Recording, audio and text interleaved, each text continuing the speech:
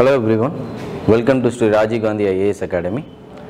In this video, we will discuss how to approach and how to study Indian polity for UPSC Civil Services examination for prelims as well as mains. Is there any separate preparation for prelims and mains? Are they combined? This is the topic we will discuss in this video.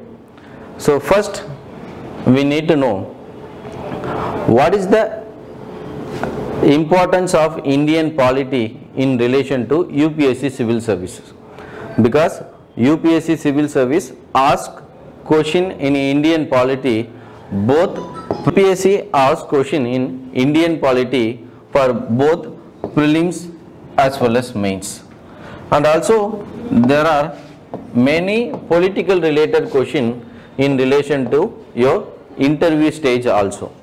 So first idhula nama enna paakano appadina, so prelims, the UPSC every year in preliminary examination they ask question around 18 to 20 question directly or indirectly from your Indian polity subject.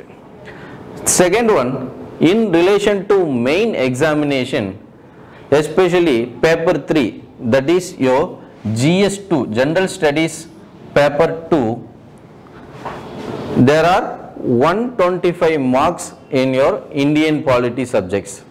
125 marks, around 10 questions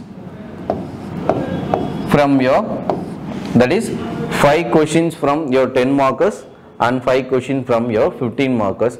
Totally 125 marks from your Indian polity. So what is the objective of this video means, first we will see what is the weightage of Indian polity in prelims as well as mains. Second, the important thing we will discuss, what is the syllabus and also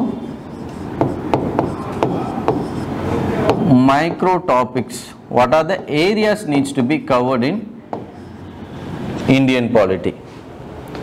The third important one is how to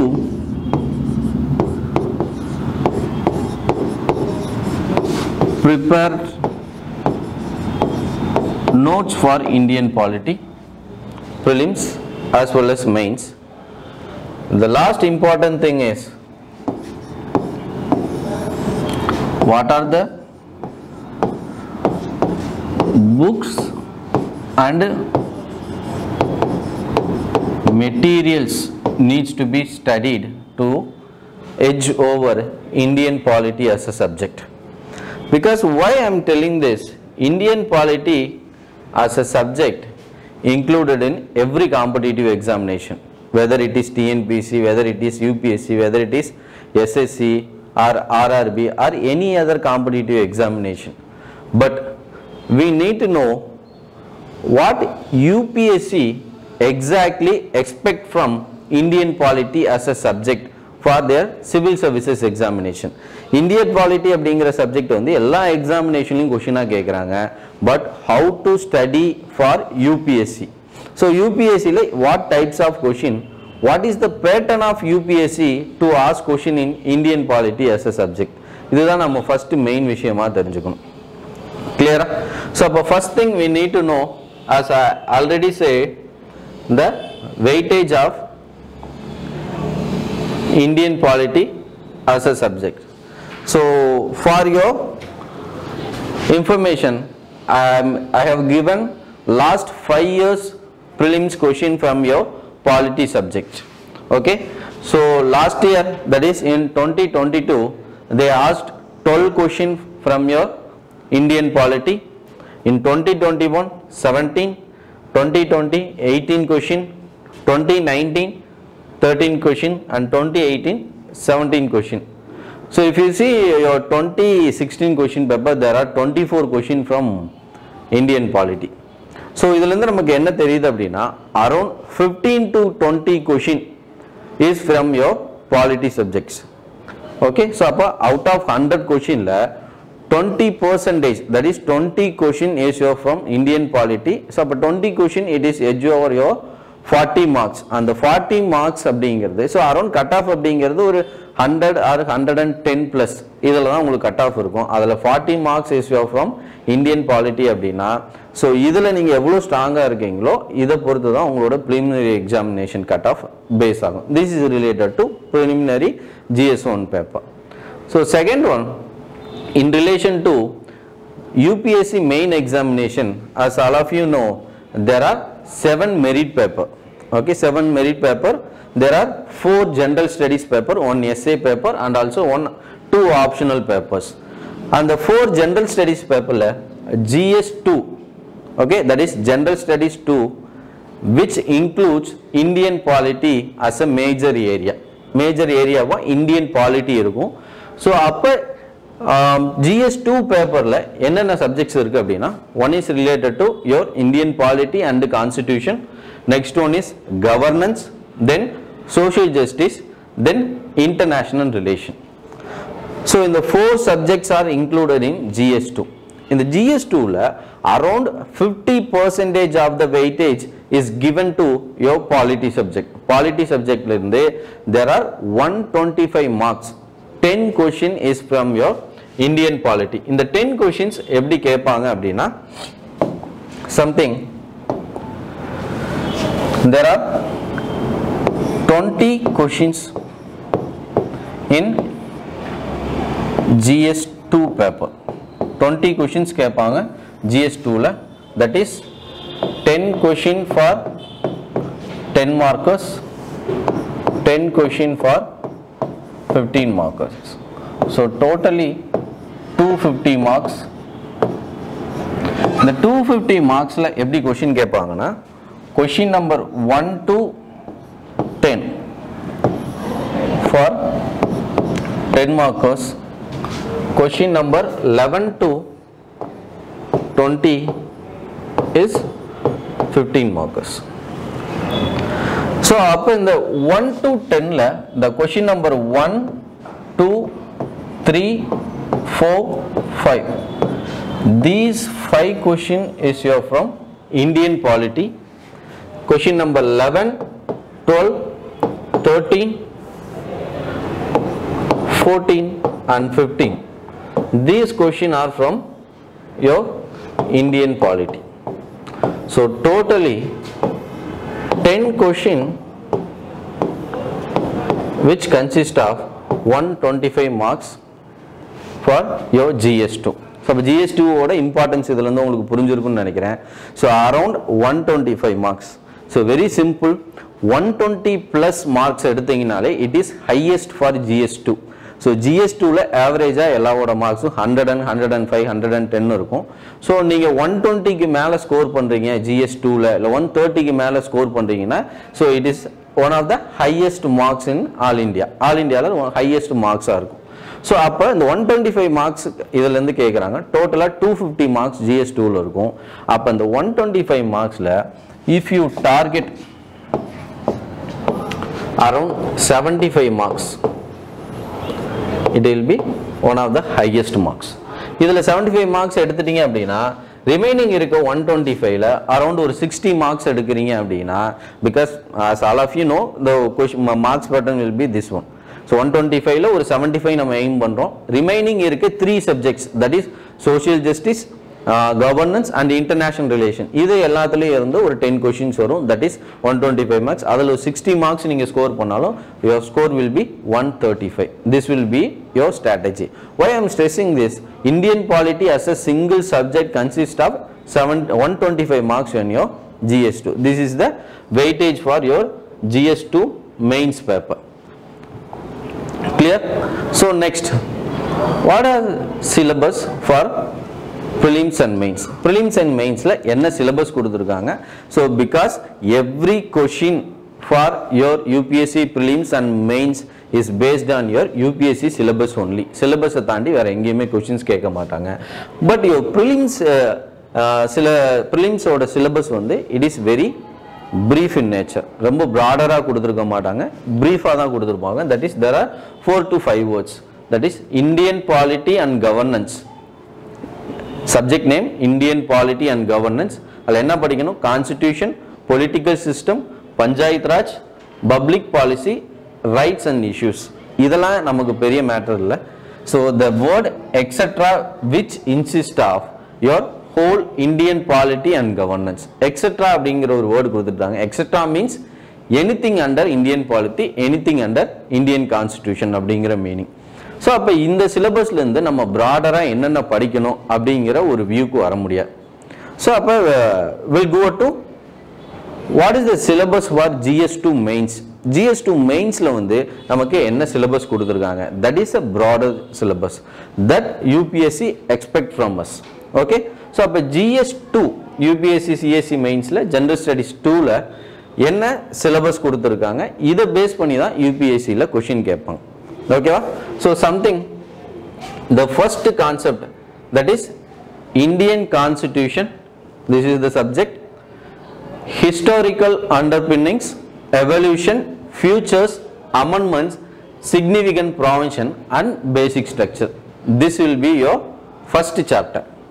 இதில் என்ன படிப்போம் அப்படின்னா, so Indian constitution எப்படி evolve ஆச்சு, Indian கான்ஸ்டிடியூஷனோட historical backgrounds என்ன, Indian கான்ஸ்டிடியூஷனோட making எப்படி நடந்துச்சு, Indian கான்ஸ்டிடியூஷனோட significant provisions என்ன, சாலியன்ட் ஃபியூச்சர்ஸ் என்ன, இந்தியன் கான்ஸ்டிடியூஷனோட பேசிக் ஸ்ட்ரக்சர் என்ன, அதை அமெண்ட்மெண்ட் பண்ண முடியுமா முடியாதா, இதுதான் நம்ம ஃபர்ஸ்ட் சாப்டர்ல டிஸ்கஸ் பண்ணோம். This is very broader chapter because salient features அப்படின்னு ஒரு விஷயம் கொடுத்துட்டாங்க அப்படின்னா இந்தியன் கான்ஸ்டிடியூஷன்ல இருக்க மேஜர் திங்ஸ் எல்லாமே சாலியன்ட் ஃபியூச்சர்ஸ் தான். For example your fundamental rights, your DPSP and your fundamental duties and your basic structure, everything can be included in your salient features.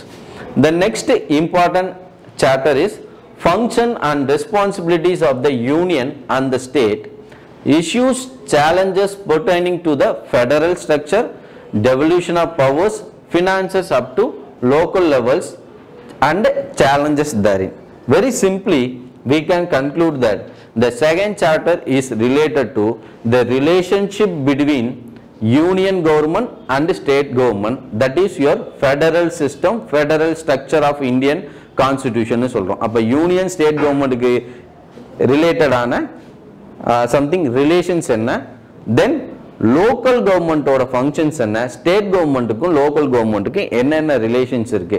Will study federal system, that is cooperative federalism, competitive federalism, then local கவர்மெண்ட்டோட structure என்ன, local கவர்மெண்ட்டோட issues என்ன, there are financial issues, there are functional issues, there are functionaries issues, there are lot of issues in relation to the functions of local government. Every year local government இருந்து ஒரு question கண்டிப்பா வந்துரும். Then federalism oriented ஆன கொஸ்டின்ஸும் உங்களுக்கு ஒரு question வந்துரும். Then your third chapter is related to separation of powers between various organs and dispute redressal mechanism and institution. So it is relation to separation of powers and dispute redressal mechanism. Separation of powers na enna, that is your relation between three organs of government, whether it is state or central, that is legislative, executive and judiciary. இவங்க மூணு பேருக்கு உள்ள relation என்ன, இந்த ரிலேஷன்ல தான் என்ன படிப்போம் அப்படின்னா, is there any judicial activism, is there any judicial overreach, is there any concept of judicial review அப்படிங்கிற கான்செப்டும், then whether is Indian constitution has created any dispute redressal mechanism, that is your lok adalat, இது related ஆன other tribunals, இந்த related ஆன விஷயம் படிக்கிறது தான் that is dispute redressal mechanism. Then your next chapter, it is the recently noted chapter, that is comparison of Indian constitutional scheme with that of other countries. Indian constitutional scheme with that of other countries, அதாவது Indian constitutionல இருக்க featuresம் other constitutionல இருக்க featuresம் நம்ம compare பண்ணணும். For example, the concept of equality in Indian constitution, the concept of equality in US constitution, because in the US constitutionல இருக்க equality, Indian constitution இருக்க equality compare பண்ணுங்க. Is there any similarity, is there any contraction அப்படின்னு சொல்லி question கேட்டிருந்தாங்க last year. இந்த year வந்து பிரான்ஸோட president ரிலேட்டடாகவும் Indian president ரிலேட்டடான comparison தென் election method இது ரிலேட்டடான கொஷின் கேட்டிருக்காங்க.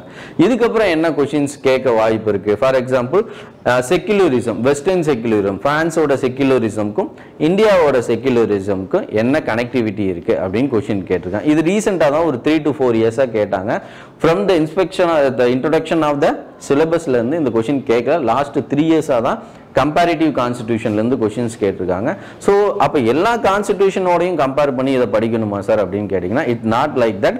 இட் இஸ் மேஜர் டெமோக்ராட்டிக் கண்ட்ரிஸோட தான் நம்ம கம்பேர் பண்ணணும். அதாவது Indian constitution has borrowed some important provision from other constitution of the world. அதில் மேஜராக US, UK, France, Russia, Australia, south Africa இந்த மாதிரி மேஜரான கண்ட்ரிஸோட மட்டும் நம்ம கம்பேர் பண்ணி படித்தோம்னா போதும். Around 5 to 6 countries. This year, the next chapter, the next 2 chapter is related to 3 things, that is the legislative functions and problems, then executive functions and problems in relation to central and state, then the judiciary. Read out this. Parliament and state legislatures, that is parliament and state legislatures, structure, functioning, conduct of business, powers, privileges and issues arising out of this. Maximum issues arising out of this. Issues enna irukku? Is there any remedies? Is there any committee's recommendation? Adha base panni dhaan question kepanga.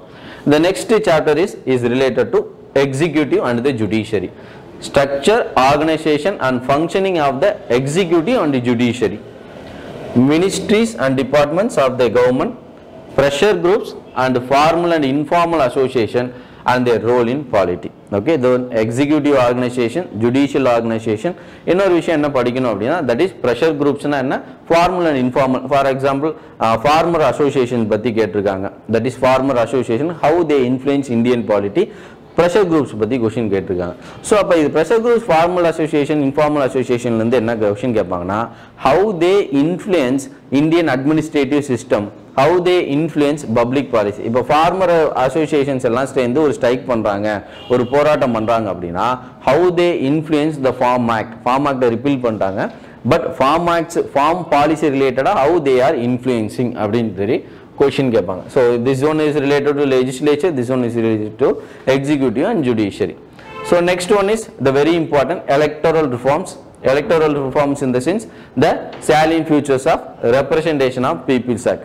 அடிக்கடி இதில் என்ன question கேட்பாங்கன்னா that is related to the disqualification procedure for the MPs and MLAs and any other relation in related to the representation of people's act.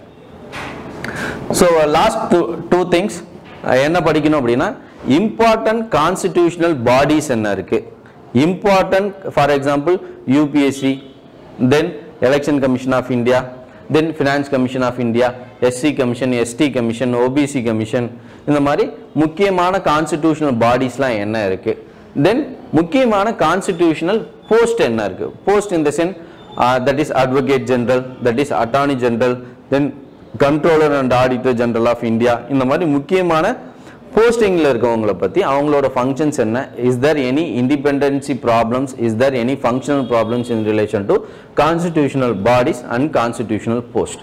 The next thing we have to discuss, that is other constitutional bodies and posts, that is non-constitutional bodies ன்னு சொல்லுவாங்க. That is statutory body, then regulatory body, for example National Green Tribunal, then regulatory body, your TROI, and quasi judicial body, National Human Rights Commission. இந்த மாதிரி முக்கியமான non-constitutional bodies, that is statutory bodies and regulatory bodies பற்றி படிக்கணும். So this is about your syllabus. Around உங்களுக்கு வந்து chapter வைஸாக பார்த்தோம் அப்படின்னா அரௌண்ட் 9 chapters இருக்கும். that is 1, 2, 3, 4, 5, 6, 7, 8, 9. there are 9 chapters which briefly and broadly describes what to study for UPSC prelims and mains. அப்போ இந்த 9 chaptersல என்னென்ன விஷயங்கள்லாம் படிக்கணும் அப்படின்னா, ஸோ கிளாஸில் இந்த விஷயம் எல்லாமே டிஸ்கஸ் பண்ணுவோம். தட் இஸ் about அரௌண்ட் நீங்கள் இந்தியன் பாலிட்டியை ஃபுல்லாக படிக்கணும், யூபிஎஸ்சிக்கு ஃபுல்லாக படிக்கணும்னா there are 30 themes, that are 30 subtopics, 30 micro topics in for your Indian polity. அப்ப Indian polityல நீங்க படிக்க வேண்டிய விஷயம் the listed here PDF வந்து உங்களுக்கு வந்து இந்த வீடியோ கீழ அட்டாச் பண்ணோம், description linkல பாருங்க.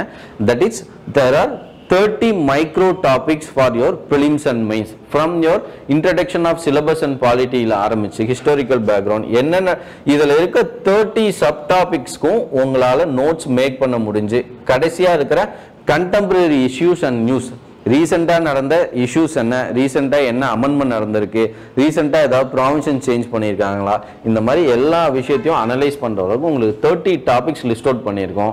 இந்த 30 டாபிக்ஸ்ல இருந்து தான் every year UPSC prelims and மெயின்ஸ்ல கொஸ்டின் வரும். அப்போ இந்த 30 டாபிக்ஸை நீங்க ஈஸியா ப்ரிப்பேர் பண்ணலாம். For example from my perspective 1 year நீங்க யூபிஎஸ்சி படிக்கிறீங்க அப்படின்னா எல்லா சப்ஜெக்ட்டும் படிக்கணும், அரௌண்ட் 8 to 9 சப்ஜெக்ட்ஸ் படிக்கணும்.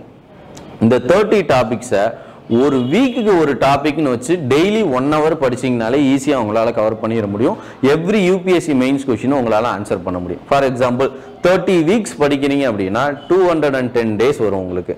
ஒரு நாளைக்கு 1 hour நீங்கள் படிக்கலாம். அப்போ 7 hours per டாபிக். அது 10 மாதம்னா it is up to you whether do you are very clear about your fundamentals or not.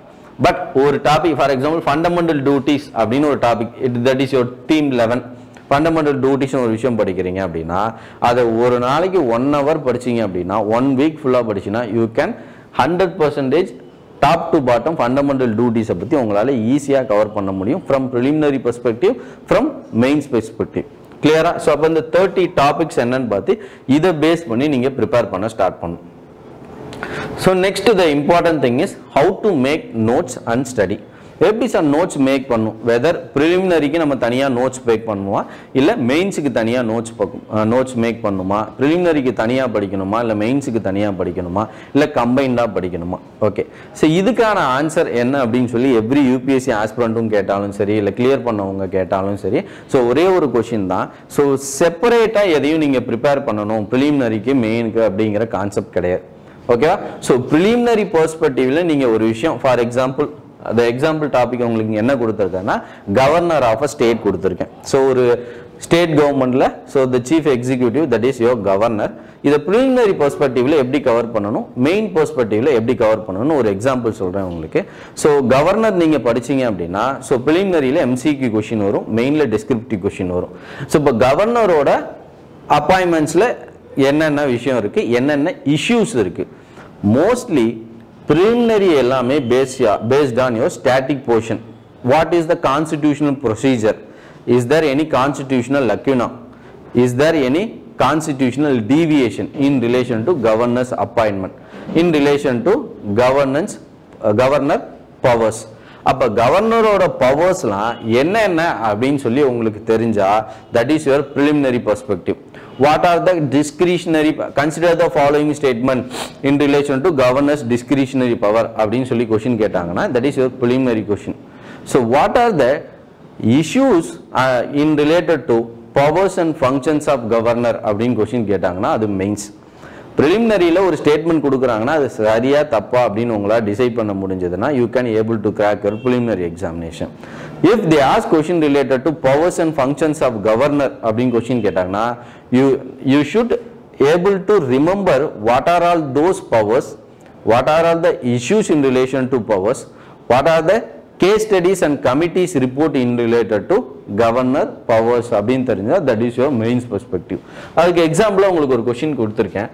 that is 2019 UPSC prelims ல உங்களுக்கு ஒரு क्वेश्चन கேட்டிருக்காங்க. that is with reference to legislative assembly of a state consider the following statement. First one, the governor makes a customary address to members of the house at the commencement of first session of the year. That is the legislative power of a governor. Governor வந்து something every year first sessionல வந்து அவர் வந்து that is governor வந்து customary address பண்ணுவாரு in the house of state legislative assembly ன்னு சொல்லியிருக்காங்க. That is your first option. The second option is related to when a state legislature does not have a rule on a particular matter, it follows the Lok Sabha rule on that matter அப்படின்னு கொடுத்திருக்காங்க. So no, that is Lok Sabha ஓட rules and regulation தனி, then State legislative assembly oda rules and regulation theri ஒரு particular matter can rules and regulation illa appadina rules committee of state legislative assembly which is headed by the speaker will make the rule. அப்ப லோக் சபாவோட ரூலை தான் அவங்க அப்ரப்டா follow பண்ணுவாங்க அப்படிங்கிற concept கிடையாது. So அப்ப நமக்கு தெரிஞ்சிக்க வேண்டியது இல்ல ரெண்டு கான்செப்ட் கேட்டிருக்காங்க. One is related to state legislative assembly rules, another one is related to legislative power of a governor. So இது ரெண்டும் சரியா தப்பான்னு உங்களுக்கு தெரிஞ்சாலே ப்ரிலிமினரி கொஸ்டின் ஆன்சர் பண்ணிடலாம். ஸோ இந்த வருஷம் இப்போ செப்டம்பர் 2nd வீக் நடந்த யூபிஎஸ்சி மெயின்ஸ்ல என்ன கொஸ்டின் கேட்டிருக்காங்கன்னா அதே கவர்னர் ரிலேட்டடான லெஜிஸ்லேட்டிவ் பவர்ஸை கரண்ட் அஃபேர்ஸோட ரிலேட் பண்ணி கொஸ்டின் கேட்டாங்க. That's it. அப்போ கவர்னர்ஸோட பவர்ஸ்லாம் நமக்கு என்னன்னு தெரியணும். இதில் ஏதாவது கரண்ட் அஃபேர்ஸ் அப்டேட் வந்திருக்கான்னு நீங்கள் நோட்ஸ் மேக் பண்ணியிருந்தீங்க அப்படின்னா you can answer the question number 12 in your GS2 paper. இந்த இப்போ லாஸ்ட் வீக் நடந்த உங்களோட கொஸ்டின் பேப்பர் என்னன்னா discuss the essential condition for exercise of legislative powers by the governor. First ரெண்டு கொஸ்டின் கேட்டிருக்காங்க. ஃபர்ஸ்ட் என்ன essential condition for exercise of legislative powers by the governor.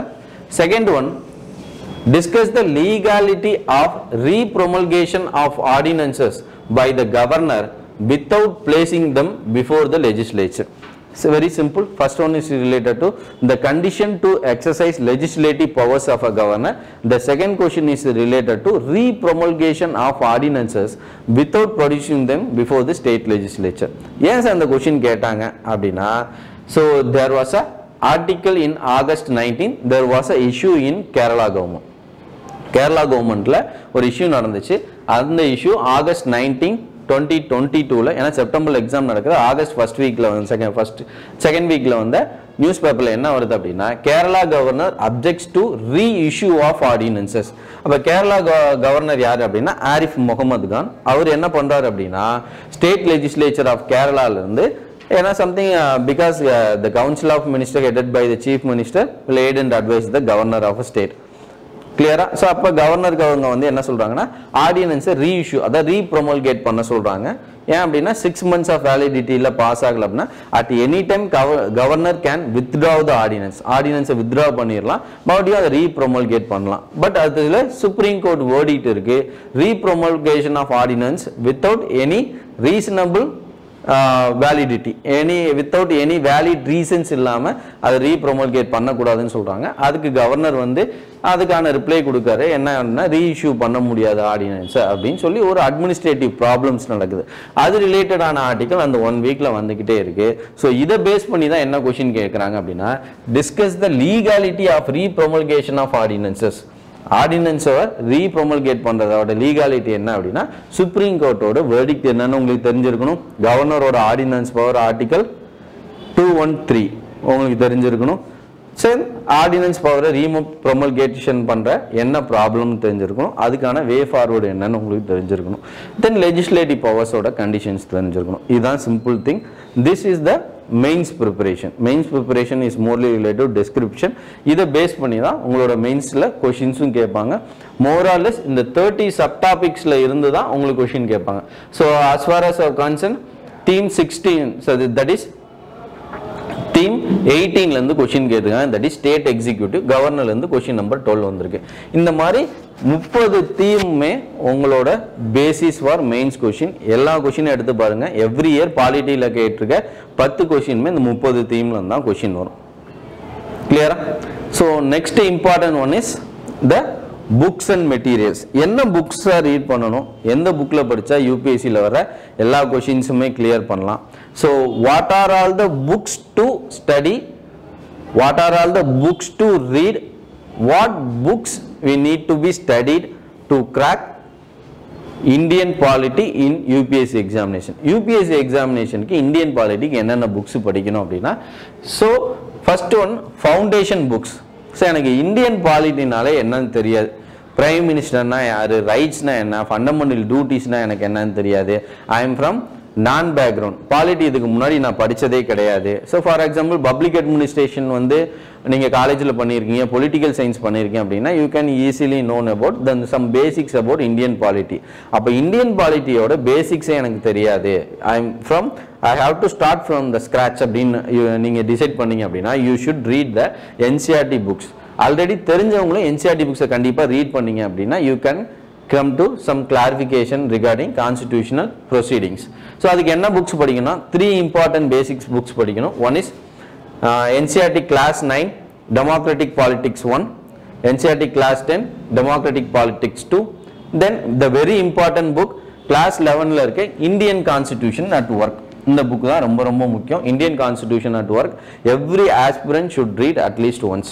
Indian constitution at work இது உங்களோட basic foundation book. The next one sir reference book என்ன படிக்கிறது? நான் எதில் refer பண்ணுறது? அடுத்து next level of advanced study எதில் பண்ணுறதுன்னா, so from my perspective, from my concern, you can opt between both the two. இதில் ஏதாவது ஒரு புக்கு நீங்கள் ரீட் பண்ணலாம். 2 புக்குமே ரீட் பண்ணலாமா sir? It is up to you. But ஏதாவது ஒரு book Indian polity by Laxmikanth latest edition படிங்க. Then introduction to the constitution of India by DD Basu. Okay, so இந்த 2 புக்கில் ஏதாவது ஒரு புக் ரீட் பண்ணலாம். If you time permits you can read both the books. Both are something the exactly related to UPSC examination. So இது 2மே படித்தா போதுமா sir? வேறு எதுவும் புக்ஸும் தேவையில்லையா? இல்லை வேறு ஏதாவது புக்ஸ் மேகசின் ஏதாவது படிக்கணும் அப்படின்னா, ஸோ டைம் நெவர் பெர்மிட்ஸ். நிறைய புக்ஸ் படித்து ரிசர்ச் பண்ண முடியாது. அதனால த 3rd important material that is your class notes and class printed material. That's why coaching institutes are surviving. Coaching institute எதுக்காக நீங்க ஜாயின் பண்ணணும்னா இந்த 2 விஷயத்துக்காக தான். Class notes, class printed material. புரியுதா? ஒரு UPSC இந்தியன் பாலிட்டி கிளாஸ் நான் எடுக்கிறேன் அப்படின்னா, ஸோ நிறைய புக்ஸ் அண்ட் நிறைய மேகசின்ஸ் படித்து ஒரு டாபிக்ல ஆல்மோஸ்ட் ரிசர்ச் லெவலுக்கு ப்ரிப்பேர் பண்ணி உங்களுக்கு 4-5 புக்கில் இருக்க விஷயத்தை சிம்பிளாக கம்பைண்டாக கிளாஸ் நோட்ஸாக ப்ரொவைட் பண்ணுறதுக்காக தான் நீங்கள் கோச்சிங் இன்ஸ்டிடியூட்டில் படிக்கணும். புரியுதா? ஸோ அப்போ கோச்சிங் இன்ஸ்டிடியூட்டில் கொடுக்குற பிரிண்டிங் மெட்டீரியல்ஸ். ஸோ அப்போ எல்லா புக்ஸையும் நான் எடுத்து நான் டிடி பாசு படிக்கிறேன், லக்ஷ்மிகாந்த் படிக்கிறேன், NCERT படிக்கிறேன், நான் கிளியர் பண்ணிடலாமா சார் அப்படின்னா, that needs some conceptual clarity. அப்போ கிளாஸ் நோட்ஸ் நீங்கள் மேக் பண்ணுறதை பொறுத்து தான் you can easily revise. Class நோட்ஸை வச்சு தான் உங்களால் ரிவைஸ் பண்ண முடியும். கிளாஸ் நோட்ஸ், ஷார்ட் நோட்ஸ் இதை வச்சு தான் உங்களால் ஆன்சர்ஸ் மேக் பண்ண முடியும். ஏன் அப்படி சொல்கிறேன் அப்படின்னா, இந்தியன் பாலிட்டி அப்படிங்கிற புக்கு லக்ஷ்மிகாந்த் அவருக்கு புரிஞ்ச மாதிரி அவர் எழுதியிருக்காரு. அவரோட எக்ஸ்பிரஷன் வந்திருக்கு. அப்போ அவர் இந்த ஃபண்டமெண்டல் ரைட்ஸ்னா என்னன்னு புரிஞ்சுக்கிட்டாரோ அதை அவரோட ஓன் வேர்ட்ஸில் அங்கே ப்ரொடியூஸ் பண்ணியிருக்காரு. அப்போ நீங்கள் ஒரு கோச்சிங் இன்ஸ்டியூட்டில் கிளாஸ் அட்டன் பண்ணுறீங்கன்னா, ஃபண்டமெண்டல் ரைட்ஸ்னா உங்களுக்கு என்னன்னு புரியுது, நீங்கள் அதை சரியாக புரிஞ்சுக்கிட்டீங்களா, நீங்கள் கரெக்டாக நோட்ஸ் எடுக்கிறீங்களா, நீங்கள் அதில் ஏதாவது கரண்ட் அஃபேர்ஸ் அப்டேட் பண்ணுறீங்களா? ஏன்னா புக்ஸில் கரண்ட் அஃபேர்ஸ் அப்டேஷன் இருக்காது. கிளாஸ் நோட்ஸில் மட்டும்தான் கரண்ட் அஃபேர்ஸ் அப்டேஷன் கொண்டு வர முடியும். ஏன்னா ஒரு புக்ஸை கிரியேட் பண்ணி அதை பிரிண்ட் பண்ணி ரிலீஸ் பண்ணுறதுக்கே 6 months ஆயிரும். 6 monthsக்குள்ளே ஏதாவது அமெண்ட்மெண்ட் நடக்கலாம். ஸோ அதனால் உங்கள் class notes is your best notes for Indian polity class printed material. So it is very very important. Then the most important thing for every subject preparation, that is your current affairs. Current affairs எவ்வளோ முக்கியம் அப்படின்னு சொல்லி உங்களுக்கு சொல்லணுங்கிறது இல்லை. Because current அஃபேர்ஸை base பண்ணி தான் every question can be framed. So daily news paper படிக்கணும். அதில் பாலிட்டி நியூஸ் மேஜராக இருக்கும். தென் ராஜ்யசபா டிவியில் பிக் பிக்சர் அப்படின்னு சொல்லி டிபேட் நடக்கும். அந்த டிபேட்டில் நிறைய ப்ரோஸ் அண்ட் கான்ஸ், நிறைய லாஸ் ரிலேட்டடாக டிஸ்கஸ் பண்ணுவாங்க. அந்த டிவி பார்க்கலாம் நீங்கள். தென் PRS வெப்சைட். ஏன் அந்த PRS வெப்சைட் ரொம்ப முக்கியம் அப்படின்னா, it is a policy research analyst. Okay, policy research analyst.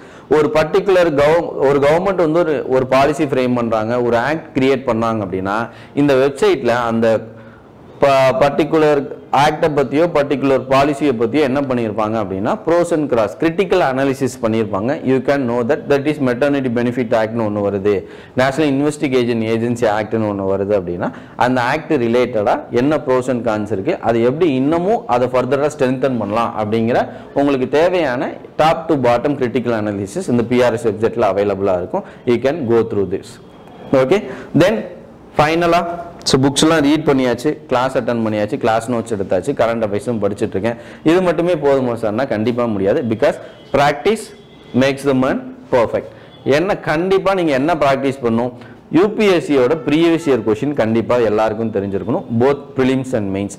அதை நீங்கள் ப்ராக்டிஸ் பண்ணிட்டீங்கனாலே எந்தெந்த ஏரியாவில் என்ன மாதிரி கொஷின் UPSC கேட்குறாங்க அப்படின்னு சொல்லி உங்களுக்கு தெரிஞ்சிருக்கணும். So very important. தென் so very simple, daily answer writing.